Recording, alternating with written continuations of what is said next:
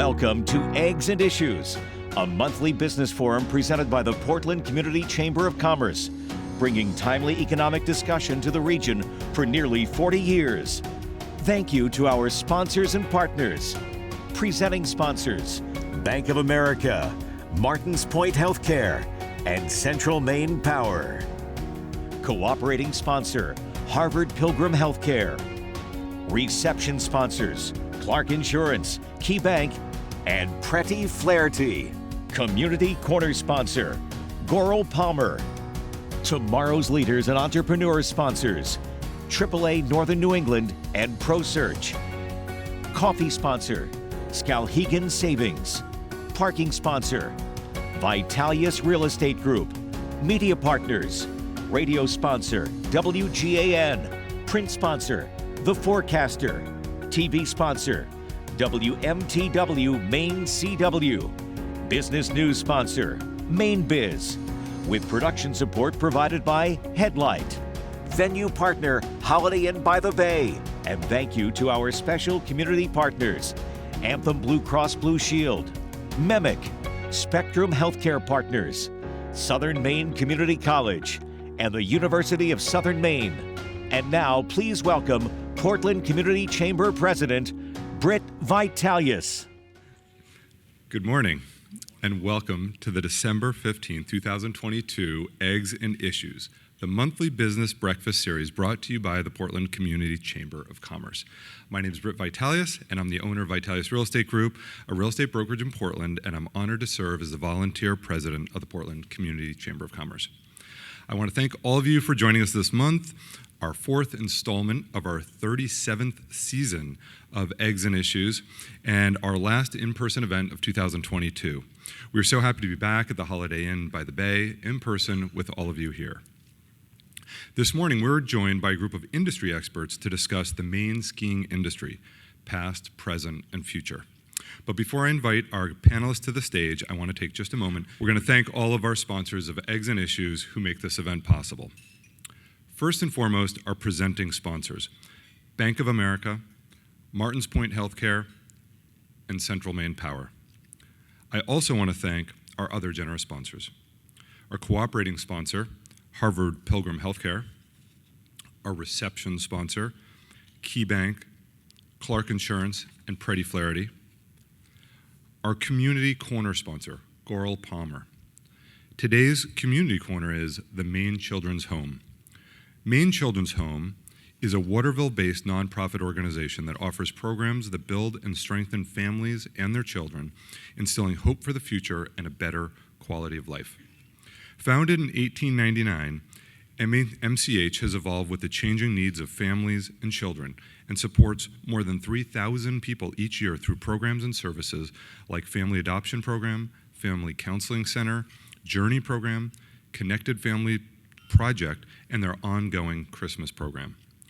The Christmas program elves are working especially hard this time of year to provide high-quality gifts that are tailored to the requests of each individual child. If you would like to contribute to this year's Christmas program, please visit their website, www.mainechildrenshome.org. Tomorrow's leaders and entrepreneurs sponsors, AAA Northern New England and ProSearch.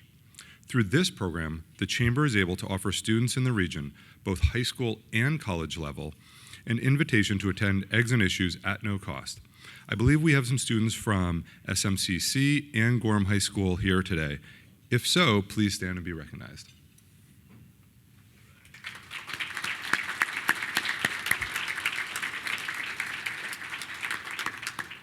Thank you guys for being here. Our coffee sponsor, Skowhegan Savings. They've been brewing great coffee since 1869. Our parking sponsor, Vitalius Real Estate Group. We're more than a real estate brokerage. We also will park your car. A special thank you to our media partners, The Forecaster, WGAN, WMTW Maine CW, and Maine Biz. And our FMI, our For More Information sponsor, the Portland Public Library. Production support is provided by Headlight Audiovisual, and our venue today, obviously, is the Holiday Inn by the Bay. Finally, I want a very special thank you to our special community partners who support all of our chamber initiatives. Anthem, Spectrum Healthcare Partners, University of Southern Maine Community College, and MEMIC. Let's have a round of applause for all of our generous sponsors, please.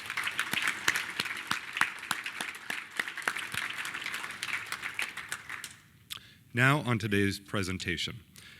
Very timely, great scheduling by the folks of Eggs and Issues, and maybe with some weather cooperating this weekend, we are joined by three people who know a thing or two about the skiing the slopes of Maine and the industry that has evolved around one of Maine's most popular winter sports.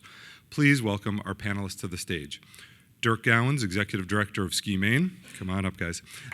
Ethan Austin, Director of Marketing and Communications from Sugarloaf, and PJ McSparron, Director of Marketing at Saddleback.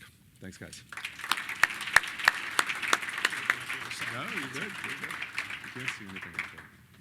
Very formal. Okay, who's looking forward to the snow? It's about time, right?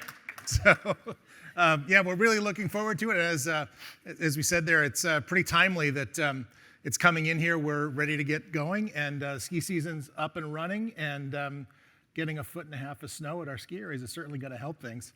I can tell you, I was in Boston yesterday, and it's still pretty green grass down there. So having a little bit of snow come in is certainly going to help things, and certainly going to change the attitude that people have in getting ready for snow. So I expect that I-95 will be pretty busy over the next few weeks, especially as we get into Christmas. But to get started, my name is Dirk Gowans, and I'm the Executive Director of the Ski Maine Association. We've been around for about 30 years or so, representing the interests of the industry here in the state of Maine. And with me, I have, to my left is Ethan Austin. Ethan's the Director of Marketing for Sugarloaf, and PJ McSparron, who's the Chief Revenue Officer for Saddleback. So we're glad to be here with you this morning, and certainly if you have any questions, please be free and please make sure you ask us. It's a little bit hard for us to see you. These bright lights are really bright. As a matter of fact, I can't really see anybody. So at some point, somebody's going to have to tell us if there's some questions, because we can't really see them. But in any case, Ethan, why don't you tell us a little bit about yourself? Yeah, I'm Ethan Austin. I'm the Director of Marketing and Communications at Sugarloaf. I grew up skiing at Sugarloaf, and I've been working there in the marketing department in a couple different roles since 2005. So I'm in my 17th season at Sugarloaf, which sounds, depending on who you talk to, like a lot, but there's plenty of people up there who will tell you I'm just getting started. So we've got lots of 30 and 40 year veterans up there. So I love what I do up there. I've got a couple kids. They're in the programs up there. So we're skiing every weekend and looking forward to the snow coming here tomorrow, I guess. Yeah, come in. So, PJ, tell us about yourself. Great. Morning, PJ McSparron, Chief Revenue Officer at Saddleback and Director of Marketing. My ski industry, or my career began here in Maine at Sunday River in the mid-90s. Spent about nine seasons at Sunday River before heading over to Vermont and spending a number of years in the ski industry over there. Been back in Maine working for Saddleback. This is my third season, so really happy to be back in Maine, having a lot of fun. Thanks a lot. So, my background quickly, I'm the newbie to Maine. I actually started this position the day that the NBA shut down for COVID. So, my predecessor, Greg Sweetser, was in this position for 26 years, and he led this organization and did a great job, and he retired. And as I took over for him, we went literally right into COVID. So that was the beginning of March, and then literally a couple days later was when every ski area in the country shut down. So we were set with some pretty good challenges right off the bat, and so that's kind of where I came into Maine from. But I've been skiing at a number of ski areas at Sugarloaf and Sunday River and other places for many of years. Prior to being here as the Executive Director of Ski Maine, I come here from the U.S. Ski Team, where I was the Eastern Region Director. And before that, I ran the Ski Areas of New York Association, which was the same organization like Ski Maine, but for the ski areas in the state of New York. I come here from Lake Placid, New York. As many of you probably heard of Lake Placid. I had a little event there called the Olympics a couple times. So for those of you that are too young to know that, it was 1980. And if you're, that was a long time ago now. We're going on, how long is that, 52 years ago? So Yeah. long time. No, 42. 42. 42. Yeah. 40. I don't want to push it, right? Yeah. The other one was, anybody know what the other one was for the Olympics in Lake Placid? 1932. So the third ever Olympics. Anyway, that's enough of my history. So I want to talk a little bit about the ski industry, particularly here in Maine. But just to get started, I just want to let you know that this past season was a record year for the ski industry in the country, which just goes to show that despite COVID, there's really a lot of demand for skiing and snowboarding throughout the country. We saw 61 million skier visits throughout the country, which is a record, first time we've ever reached 61 million.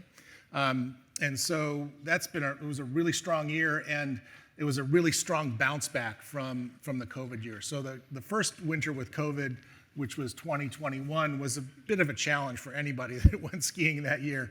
And despite that, we still had a pretty good season because people just were looking to get outside. If you remember, we were all kind of stuck inside for quite a while, and getting outside to ski was a great way to get outside and get some fresh air. So people did, but it was still a little bit challenging. We couldn't get enough people indoors, and you had to put your boots on in your car, and there was just a whole bunch of hoops and things that we had to jump through. But last year was more of a bounce back year, and certainly we're hoping that will be the case this year again. But Ethan, you want to talk a little bit about what demand has looked like at Sugarloaf over the last few years? Yeah, the ski industry was kind of an unwitting beneficiary of this whole COVID situation, as was the outdoor recreation industry as a whole. I think people were looking to get outside, and skiing was one of the things that they could do. Like Dirk said, that first year we were limited in operations just by the rules that everybody had to follow just to keep everybody healthy. But numbers were down, but it wasn't due to a lack of demand. It was kind of lack of capacity. And then last year when things were operationally back to normal, we really saw a jump. People just really wanted to get outdoors and have fun, and we've held on to a lot of that. Going into this season, our numbers are looking good. Our pass sales and reservations, kind of all the metrics that we look at heading into a season to try to forecast where we're going to end up. Everything is looking really strong, and we haven't seen a drop off from that boost last year. So yeah, we're pretty encouraged. It's been a lot of up and down the last 2.5 years, and figuring stuff out on the fly, adding new systems, new rules, and then changing them back and everything like that. But we're very hopeful now, and I think we did a good job weathering everything the last couple of years. For sure, yeah. PJ, tell us a little bit about Saddleback and how things are looking. Very similar to what Ethan said. Our preseason numbers are tracking ahead of where they were a year ago, which is encouraging and exciting. There are some, large operators, out west that are bulking up their pass sales as well. Overall, the saying where the rising tide floats all boats. We're just getting ready, anywhere from 0 to 60 inches for tomorrow, from what I'm hearing. But obviously, natural snow in the forecast is really gonna help set us up well for the season. I can only imagine. I know what our web traffic is doing. I know how the phones are ringing, especially this week. And yeah, we're gearing up, ready to go. Yeah, that's great. One of the other things that we've seen within the ski industry across the country is a number of ski areas have come back online that had been closed for any number of different reasons. So last year we went from 462 to 473 ski areas around the country. So that's growing, and I'm going to have PJ talk a little bit about that, because obviously Saddleback was one of those that came back in the last couple of years, and this will be your third season back online after being shut down for 5 years, 6 years? 5 years. 5 years. Yeah. And so that's great news. Yeah, thanks. A lot of work there. Thanks to everyone here. Yeah. So maybe talk a little bit about how that process worked and the purchase, because you've got Arcturus, which has been Sure. great fun that you've been working with, and just let us know how that process has worked, especially given that first year with just as you're ready to go and then COVID hits. So I've said many a times, who doesn't love a challenge? Yes. You know, so having worked in the industry for a number of years and for different operators, you know, has been fun. When I signed on and started working with Saddleback, you know, I had never worked for a ski area, not only that was opening, but it was reopening. And the amount of things that had changed in the 5 years with technology, with skier services, with how we communicate with our guests had changed so much. And the biggest challenge was, you know, in reopening was updating the mountain, being, you know, getting us ready to receive the guests and, you know, be able to put out a product that they were hoping for and really expecting. You know, we had staffing challenges, infrastructure challenges with software. You know, we were replacing lifts. You know, it was a very exciting and very challenging time. But I know the guys that are really putting in the effort, our mountain ops team, they're loving every minute of it. I jokingly tell them, I sent them a text this morning. They said our trail count didn't increase last night. We're resurfacing. And I said, can you please tell them to work harder? Which was met back with a few emojis. Yeah. Aren't safe. I'm not sure we want to know what kind of emojis they were. I'm glad I'm a couple hours away. So. Yeah. All those guys that work all night long and Yep. really work their butts off to kind of get the surface ready and make all the snow and groom everything, and that all happens at night, which is a really tough job, and we really rely on them a lot for what we all get when we all go out there to ski.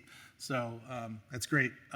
So thanks a lot for that, and thanks to everybody at Saddleback for putting in the effort and persevering over a number of years. It's not easy when a ski area that's that big shuts down for a number of years and then tries to come back online, because there's a lot of things that people don't understand about the ski industry that have to get done, things like lift inspections and lift maintenance and all that kind of stuff that has to be done, because there's requirements that have to be met in order to operate those lifts. And Certainly. So all of that stuff kind of had to keep going. And so even though you were shut down, somebody had to be there to take care of that stuff all of those years. There was a skeleton crew of about 3 people, 3 or 4, including Jimmy Quimby, our general manager, who stayed on during those years, and they were really just trying to keep the place from being overgrown, and trying to keep stuff from falling apart at the same time, trying to sell it to a buyer that was interested in coming in and investing a lot of money, and really trying to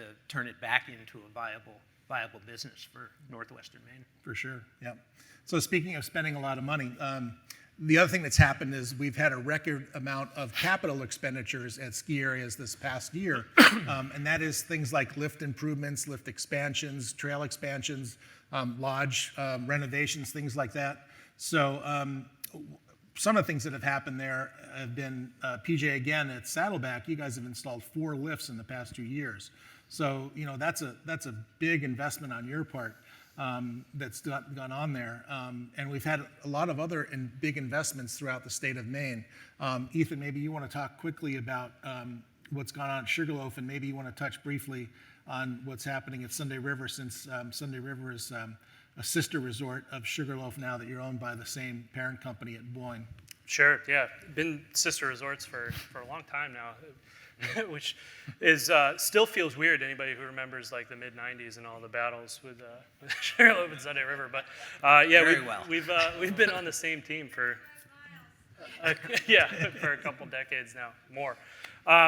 But yeah, Boyne has been investing a lot of money in its entire network of resorts over the last several years. They made some structural changes 4 or 5 years ago in terms of the ownership, and it freed up a lot of capital to invest back in the resorts.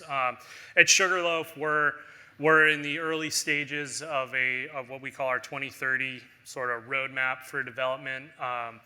The centerpiece of that is a West Mountain expansion, and if any of you have skied at Sugarloaf, you're familiar with the West Mountain area, and we'll be adding 10 to 12 trails there, a new high-speed quad, new ski-in, ski-out real estate, and when that's all done, that's going to be a beginner intermediate friendly area that is rivals a lot of ski areas in size. Just West Mountain, it'll be 300 acres and 1,500 vertical feet of skiing just alone on West Mountain. So we're in the process of hopefully wrapping up the whole permitting process there, and hopeful to start construction on that very soon. This year, we did a lot of work on our snowmaking system. We installed a mid-mountain pump house that has really, I don't know if anybody's been up there skiing so far this year, but it's really been transformational on the snowmaking side. I think even more so than we were anticipating. With just limited snowmaking window in the last couple weeks, we've been able to make just a ton of snow. And you look up at the mountain and you see guns going all across the mountain at the same time, and it's really pretty impressive. We also worked with CVA, Carabassa Valley Academy, to install a new T-bar and create a new training facility on the mountain on Competition Hill, and that should be opening here in the next couple of weeks. And we also bought the Herbert Hotel in Kingfield, which we're currently utilizing for some seasonal employee housing, which is a big issue that we've faced in the last couple of years. So we've had a lot going on, and there's going to be a lot more going on in the coming years. It's a really exciting time, and I think in 5 years when you look at Sugarloaf, it's just going to be a lot that's different, and hopefully in a good way. Sunday River, just to touch on briefly, they're doing a ton over there as well. They're really close to opening the Jordan 8, which will be the first 8-place chairlift in the state of Maine. Really, really cool advanced lift technology. It almost makes the ride up as interesting as the ride down. If you haven't ridden one of the new bubble lifts, they are really, really incredible. Boyne has a number of them. There's one at Loon, Big Sky. They're opening one in Michigan this year, and they are just incredible to ride. So I encourage you all to check that out. And they're going to have some additional lift projects coming up here that they're going to be announcing in the near future as well. So there's a lot going on, and just like at Saddleback, they've got a ton of investment going in. It's a really, really cool time to be involved in the ski industry. Like late 90s, early 2000s, the financial situation for a lot of resorts was a lot different and a lot less investment, less development, and now it's things are just moving so fast. There's just so much going on that it's really exciting. Yeah, it's great. So if you get to Sunday River, so as Ethan mentioned, this is a bubble lift, so it's going to block the wind. But not only that, it has heated seats. So you're at least going to be able to be warm for at least a little while on the way up there. So it's going to be pretty. They're form-fitted heated seats. So imagine that. So it's going to be like getting on a couch. It's a lot different than the double chairlift you grew up. Yeah, right.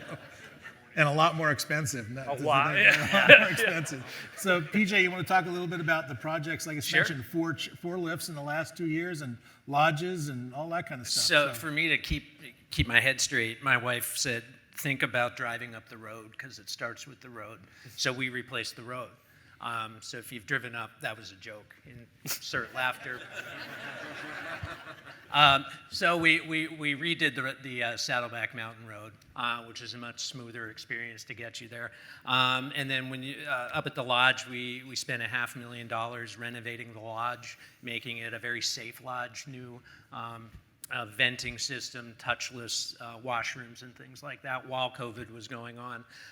We did replace or add four new lifts, which has been very exciting. The new Sandy Quad should come online right before Christmas or during Christmas week. We installed our T-bar last year, the Septic T-bar, and then obviously for our grand opening 2 years ago, the Rangeley High Speed Express. Our Mid-Mountain Lodge, which has been a project, we're hoping to get that opened up this winter. COVID delays with equipment, construction, continue to, damper that a little bit, but we're looking forward to opening that this season. Our workforce housing will get open this season as well. That will accommodate 80 staff members in the wintertime. In the summertime, it will accommodate staff for the greater Rangeley area, not just Saddleback. So we're really excited to bring that not only to Saddleback, but to Rangeley as well. Our A-frame village project is just about wrapped up, 22 A-frames that we built on the mountain. And hopefully in a couple weeks, we're talking about future real estate development up at Saddleback. So it's been a hot topic all summer. We've been spending a lot of time planning and talking and getting things together for that. So still very, very exciting for Saddleback, and the state of Maine as a whole. So. Yeah, for sure. And not just these guys here, but there's also a ski area that's way up north in Aroostook County, Big Rock. If you've heard of Big Rock Ski Area, it's up in Mars Hill, which is just outside of Presque Isle. They received a $2.5 million grant from the U.S. Department of Commerce for tourism to install a new lift up there. So they're working on getting the rest of the funding, because that's not quite enough to make it all work. But they are working on finding the funding to finish that up in the next year or so they can install a new quad lift there to replace the double chair that's been there for probably 50 years or so. But so it's happening throughout the state. There's a lot of work that's going on around the ski areas. Everybody's had a good solid year and is really optimistic about the future and spending some money on their infrastructure to make sure that it's there and ready for the demand when it does come. One of the things that we have struggled with, like many of you in your businesses, the ski industry as a whole has had difficulty finding employees. And again, that's not new to any of you, I don't think, but a national survey that was done in the spring where 81% of the ski areas across the country were not able to fully staff up last year. And the average number of open available positions was 75 per ski area. Those are positions that went unfilled. So this is a difficult situation that we have. We're no different than anybody else. These guys have done a lot of things to try and alleviate some of that situation. Ethan, I don't know if you want to talk a little about, mentioned about the Herbert Hotel that you're doing there, and maybe you want to talk a little bit if you've got any other initiatives, and then PJ will do too about yours. So. Sure. Staffing, especially last year, was a really big challenge for us, and I think for every ski area. But normally fully staffed for Sugarloaf is in a neighborhood of 900 to 950 employees in the winter, and we were running, depending on the month last winter, 700 to 725 or something like that. So there were a lot of people doing, two jobs at once. A lot of, certain hours we had to curtail in some restaurants and things like that. Some changes on the housekeeping side we had to make. This year we're thankfully in a much better spot heading into the season and much closer to that fully staffed number. But one of the big challenges, particularly in the ski industry or in the tourism industry, is housing, particularly for seasonal employees. As the vacation rental market has changed and the real estate market has changed, there's not the availability of seasonal apartment rentals that there used to be, like when I started. And it's really hard for people to find places to stay. They want to come up and work, but you can't live 2 hours away and work at Sugarloaf every day. So, one of the big things that we did this year was purchase the Herbert Hotel in Kingfield, which will house anywhere from 40 to 60 seasonal staff. We've also worked with a number of other small lodging properties in the area on some seasonal leases, so we're able to put some staff members in there, and that has really helped. It's filled a lot of those holes that we just couldn't fill last year. Things like kitchen staff for restaurants, housekeepers, things like that. And it's also just treating recruiting in a different kind of a way. For a lot of years, it just wasn't a challenge getting enough staff to run the resort on a seasonal basis, and recruiting wasn't quite as big of an initiative, and we've put a much bigger emphasis on that and really marketing the mountain as a place to work, just similar to how we market it as a place to go and vacation. We really have to sell ourselves, and there's obviously things on the benefits and compensation side as well that we've had to address and change, but it's gotten us to a much better place, and we're hopeful that we'll be, if not fully staffed, much closer to fully staffed this year than we were last year. Mm-hmm. Yeah, PJ, I know you guys have built some employee housing as well, and yours is on mountain, so I don't know if you want to talk about that a little bit. I think you're pretty close to, you're in the process, right? We're very close to being able to open up the 80 beds, and we've been very fortunate with a lot of homeowners, second homeowners in the greater Rangeley area who are helping us out with those initial 80 beds to get us into, into January when we can open that up.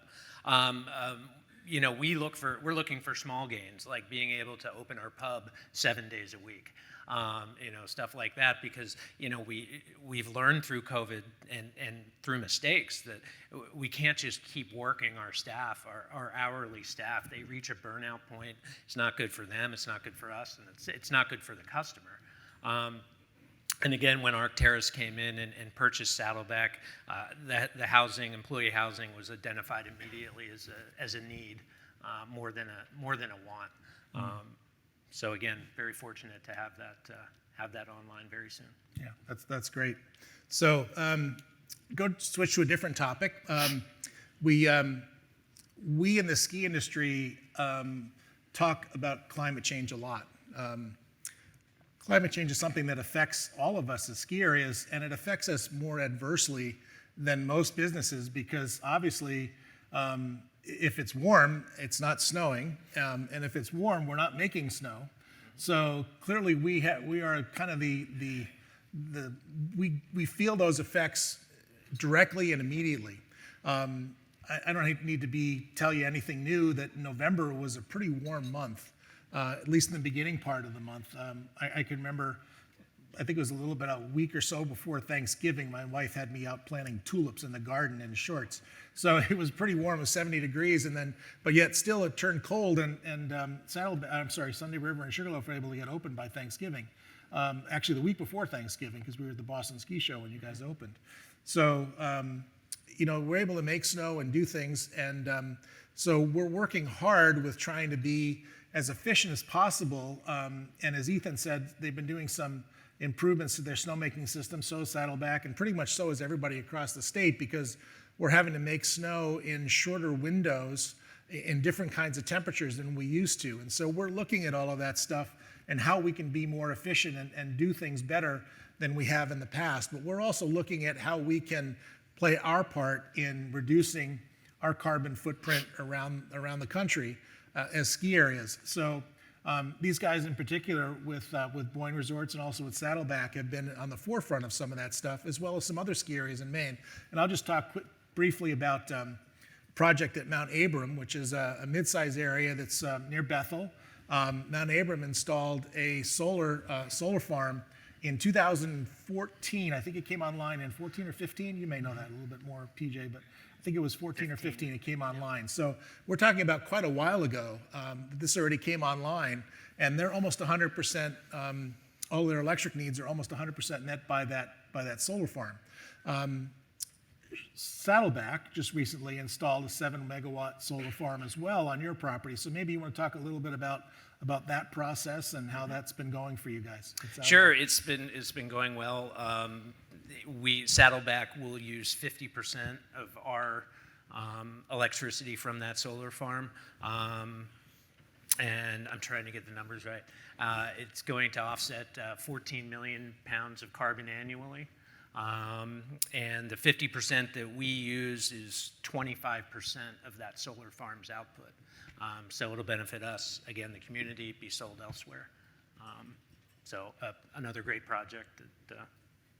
And certainly goes back into the grid when you guys are, like during the summer when you're not operating things like snowmaking equipment Correct. And lifts, you've probably got a lot of extra capacity out of that solar farm. Correct. That goes back into the grid and can be used by the community, and people can probably buy into that that system through RECs or renewable energy credits.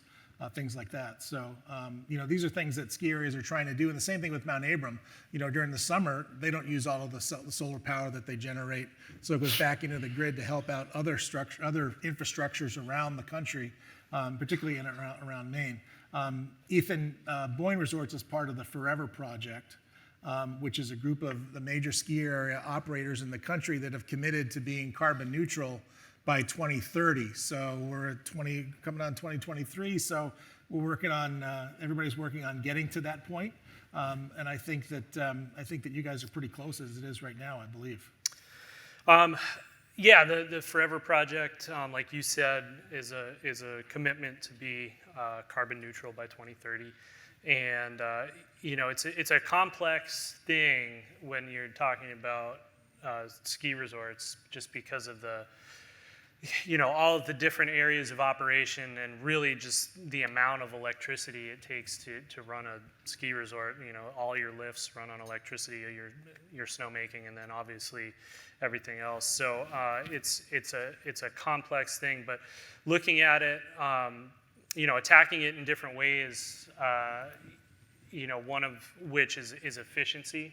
So that's a lot of what we're doing with our snowmaking system. And HKD, which is a company that makes snow guns, they're doing incredible things with snowmaking technology, which seems like a very simple thing, but the new guns that they're putting out make 2, 3, 4 times as much snow as a snow gun did 15, 18 years ago.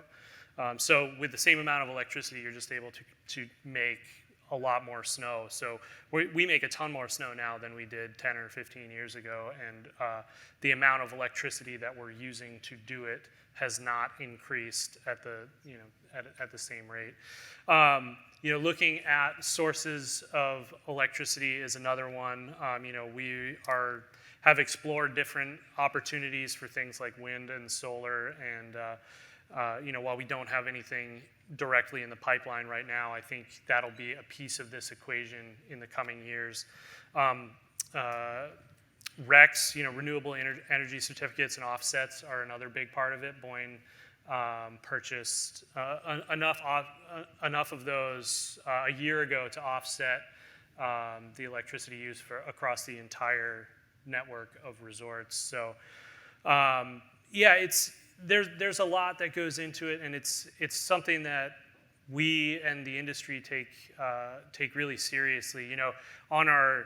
We have sort of business analytics, intelligence dashboards that we look at to monitor our season pass sales, our lift ticket sales, our daily visits, our F&B revenue and lodging, all of that, and we've got dashboards that we're in every day, tracking everything and analyzing, and we have a sustainability dashboard in there as well. So we're tracking our carbon footprint and our sustainability in just the same way that we're tracking our revenue. So it's something that we're taking seriously and is very important, and we recognize is very important to the long-term health of not just Sugarloaf, but the entire ski industry. Yeah, for sure. So you'll probably be seeing a little bit more of that stuff as we get into the future, and we'll talk a little bit about future plans now as we go forward. So here we are, it's 2023, and obviously every ski area is not just looking at current and present. We're always looking towards the future and how things are going to go and where we're going to go from today forward. So maybe PJ, if you want to talk a little bit about maybe where Saddleback might be going in the future. I thought I was the ghost of Christmas present. Okay. So yeah, looking forward to the future. We're going to continue to, increase our awareness around the state. Something we identified that people still didn't know about Saddleback. Didn't really know that we had opened back up. A couple people in the audience are helping us with that here. As I mentioned, we see additional real estate development going on up at Saddleback, increasing snowmaking. We're always looking at the natural landscape of the mountain and just saying, what it would look like over there, or what would a lift coming down here. We're still in the dreaming phase, which is really, really fun. Where are we going to be in 10 years? Hopefully the three of us are still sitting up here talking about that time we got together, and then we got 0 to 60 inches of snow tonight. That's great. Yep. So, Ethan? Yeah, the future is really bright at Sugarloaf, kind of like these lights. I think 10 years time when you look at Sugarloaf, it's going to look a lot different. The West Mountain project, which I talked about earlier, is really going to transform the mountain in a lot of ways. It's a massive development, and sometimes I don't think that we kind of wrap our heads around the scale of it. And Pleasant Mountain, or formerly Shawnee Peak until a couple months ago, they are one of our sister resorts now. So not to pick on them, but this West Mountain complex that we're going to have is actually larger than Pleasant Mountain is in terms of total acreage and vertical feet. So we're talking about a really transformative project there. And that combined with the real estate development that's going to happen there, we've got, eventually it's going to be 290-ish housing units over there. So really going to transform the real estate market up there and bring in the next generation of Sugarloaf families and Sugarloafers. We've got generations up there now. We have pictures of 3, maybe 4 generations of people who have grown up skiing at Sugarloaf, and part of this project is recognizing that we need to do stuff to ensure that generational that continues into the future and keeps Sugarloaf the unique and special place it is. But so that's just that project alone is going to be incredible. But there's also a lot more in terms of lift upgrades, lift replacements, additional terrain, snowmaking changes. We just had a really good call the other day where we were mapping out, lift infrastructure upgrades for the next, 6 to 8 years. And, like PJ said, it's just really fun to be a part of mapping that out and planning and envisioning what the resort's going to look like in the future. Yeah, that's great. So obviously we can go on and talk for forever about stuff, but I know we're starting to run out of time, so I wanted to open it up and see if anybody had any questions they'd like to ask us or any of us. And again, it's a little hard for us to see, but there are a couple microphones, one on each side. So I think we got some over there. Sure. Dirk, this is Tommy from the Chamber of Commerce. Thanks so much for a great presentation. Tommy, round of applause for you guys.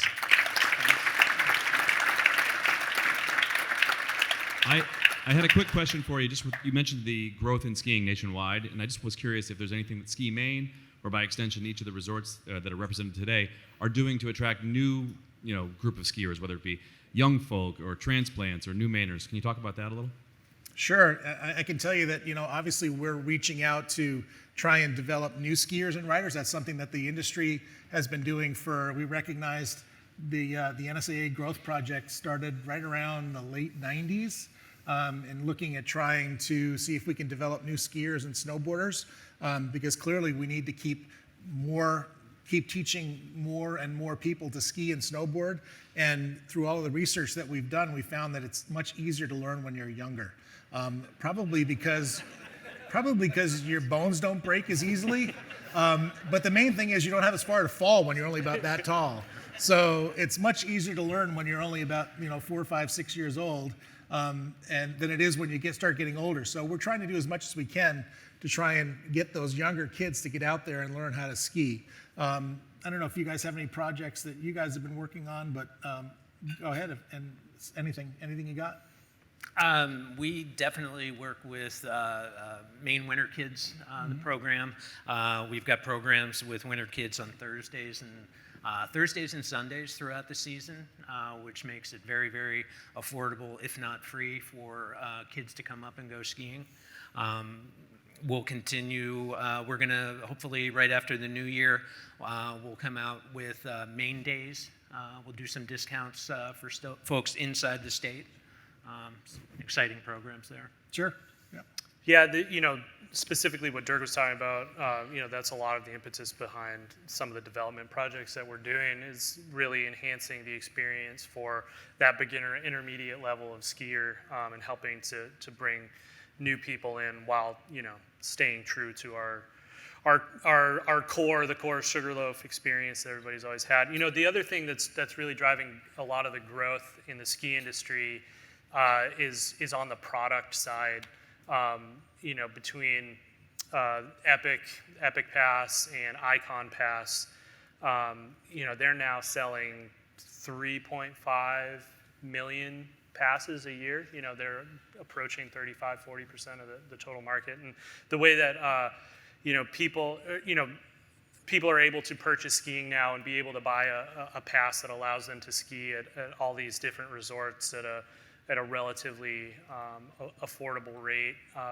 That's where we see a lot of our growth coming from, or is the Icon Pass, and I know Saddleback's partnered with the Indy Pass, which is a different but similar concept, and it's just allowing us to get a lot of people up here who wouldn't otherwise. They're in Boston or a little further south, and they can buy one of these passes that allows them to ski at ski areas that are close to them, but they also have 5 or 7 days that they can use at resorts that include, Sugarloaf, Sunday River, maybe Saddleback, and that's fueling, quite a bit of the growth that we're seeing. Yeah, and also, these guys obviously represent destination resorts in the state, the bigger ones, but we have a lot of smaller community ski areas in the state of Maine, and their primary goal is to teach new people how to ski and snowboard. Take an area like Lost Valley, which is just up the road in Auburn. John Herrick is a huge proponent of getting people out there and just teaching people how to ski, and it's kind of what they do. And we have a lot of those ski areas across the state, not just the big guys like Saddleback and Sugarloaf and Sunday River, but we have a lot of other small ski areas that are close by that really do a great job with skiing and snowboarding and teaching. They have great instructor programs and great children's programs to go along with all the school programs. So after school, evening programs at some of the ski areas, these are all great ways for people to get out there and learn to ski and snowboard. So, Tommy, does that answer your question? Yeah. Okay. Hi, I'm Kristen Hi. Farnham. I work at Spurwink, and I have one question that's kind of specific and one more general. So, Saddleback has one of my favorite lodges that I've ever been to anywhere. It's super fun. Thank you. And so this question is a little bit more for Sugarloaf. You have kind of a funky base lodge and base area. Are there any plans for change there? And then the second question is about Nordic skiing, and how does that fit into your plans at your areas or in the industry for growth and development? Funky is probably a kind word for that building. It's a very interesting building. It's in a lot of ways is great. It's very large and kind of versatile. In a lot of ways, it's not. It has a lot of weird roof lines that make it rain indoors sometimes. The base area and the village are one of the areas that we're looking to address in the 2030. The base lodge specifically, in terms of flattening it and building a new one, that's not really something that we're considering at the moment. But upgrading, enhancing what we have in there, redesigning some of the flow and where everything is and how we can best utilize the space, and hopefully, fixing up some areas of that building that have seen some wear over the last 30 to 40 years that it's been there. We've seen a lot of changes just in traffic flow in the last 3 years since COVID. That people where we couldn't have crowds of people inside, we really had to move the whole ticketing operation to outdoors, and with the ability to purchase online and then just scan a code and grab your ticket from a pub. We don't see the crowds in our guest services area like we used to. That area is largely empty now, even on a Saturday. So we're looking at, just different things that we can do with that space now that there's some different demands on it. And then the Nordic thing, just to jump in on that, the Sugarloaf Outdoor Center is a really great resource, and if any of you guys our regular Sugarloafers haven't gone there, definitely check it out. And that's something that we're definitely looking at as an opportunity going forward. We're working on plans to add some snowmaking there that'll allow us to run more high-level Nordic races there. We're also looking at just enhancing the offerings that we have down there, and making it a little bit more vibrant, a little bit more inclusive. It's kind of been our hidden gem for a lot of years, and we want to keep the gem part and lose the hidden part. So it's, I don't think our Nordic numbers are going to ever in any way approach what we do on the Alpine side, but it's definitely an important part of what we do in the overall resort experience. Yeah, Nordic, we have roughly 20 some members of Ski Maine that are Nordic ski areas. And obviously they're really happy today because they really rely on natural snow. And that's going to be happening, so that I think you're going to see most of them opening this weekend because they'll have more than enough. They don't need a lot of snow to open, which is one of the great things about Nordic skiing. It's also much easier to learn, and obviously it's much less expensive to get started. But our Nordic centers do a great job with grooming and just snow farming and doing the different things that they do to make it a great experience. And we've seen a huge surge in Nordic skiing in not only just in Maine but nationwide over the last couple of years because of COVID, because it was a great way for people to get outdoors, and people kind of rediscovered Nordic skiing. And so we've seen that growth continue, and obviously we're looking forward to seeing it happen again. And forecasts for this winter have been for a snowy winter, and we've been waiting and waiting and waiting. And as PJ said, we're going to get 0 to 60 inches. So who knows who's going to get what, but we're going to get something. So I guarantee. We're looking forward to the 60 inches. So Yeah. I said I guaranteed 0 to 60. zero, yeah, it's absolutely guaranteed. Play that back. Somewhere in that range. Yeah. Dirk, we've got time for one last question. Sure. Thank you. Who's up? Hi. There you go. Paula Mahoney from Words at Work. I think this is a question more for Dirk. So my kids grew up, like many Mainers, with the Winter Kids Passport program. We skied all over the state for 3 or 4 years. That kind of continued as the kids went through, middle and high school. Now we're a Sunday River family because we buy a pass, we ski the pass hard. And we're missing out on lots of great terrain in Maine, but it's just habit. So has there ever been a conversation, Dirk, about creating a pass for the smaller locations that would entice the skiers that are focused on the big resorts to visit there as well? Well, we actually have one. We don't sell that many of them. We do them through Ski Maine. It's called the Ski Maine Pass. They go on sale right around Labor Day, and we sell out of them really quickly. And what it does is it includes 2 tickets to every ski area in the state. So to every alpine ski area in the state, not Nordic, but just alpine. So when you purchase that, you get 2 tickets that are good any day of the season at each of the 18 alpine areas that participate across the state. Like I said, we don't sell that many of them because it's kind of a limited product, but it's something that we should probably look at and talk to the smaller ski areas and see if they're interested in doing kind of a Maine statewide product. Something that's got to sort out a little bit is, as these guys have told you about the RFID technology with tickets. Now you just go and you get one of these little cards, and you don't even have to go to a ticket window. You just purchase your ticket online, and it automatically recharges your card, and you just go right directly to the lift, which is why they're alleviating all the crowds in the base lodge, which is great. But there's a couple challenges based on who has that technology and who doesn't, and it's obviously very expensive technology. The numbers I've heard are about $250,000 or so to get them installed. So maybe even higher than that. You got a good salesperson. I didn't have to write the check, so I don't know exactly how much, but it's pretty expensive. So it's a matter of who has that and who doesn't have that.